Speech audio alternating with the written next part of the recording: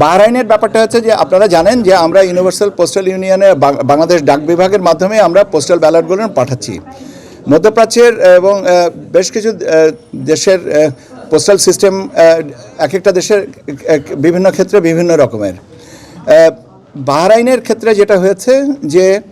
ওখানে 160টা ব্যালট আমাদের কাছে যে হিসাবটা পাওয়া গেছে সেটা কোনো এক জায়গায় আপনার বক্সে আপনার দিয়ে দেওয়া হয়েছে ওই ডেলিভারি পয়েন্ট, যেমন আমরা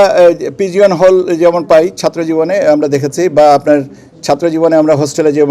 এলে একটা জায়গায় চিঠিপত্র রেখে যেত একটা টেবিলের উপরে, আমরা সেখান থেকে নিজেরা নিয়ে নিতাম।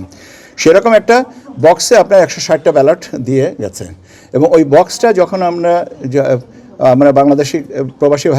ভাইরা যখন এসে এটা খুলেছেন 4-5 জনা, তখন তারা ওটা ভাগ করে যে আমার পাশের ঘরে থাকেও আমি এটা নিচ্ছি, আমি ওটা পৌঁছে দেবো, ব্যাপারটা এইরকম।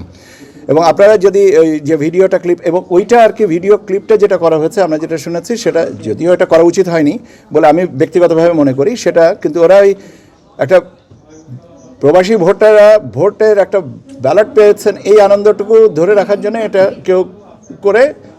আপনার এটাকে তারপর পোস্ট করেছেন। যেটা হয়েছে যে আপনারা খেয়াল করে দেখবেন যে এখানে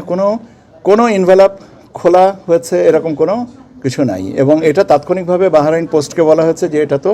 তাদের কাছে করা হয়নি, এবং আমাদের যিনি সম্মানিত রাষ্ট্রদূত আছেন তিনি এই বিষয়টা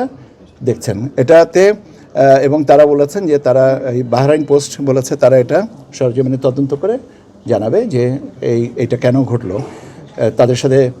যেভাবে যে পদ্ধতিটা অনুসরণীয় ছিল সেটা করা হয়েছে কিনা,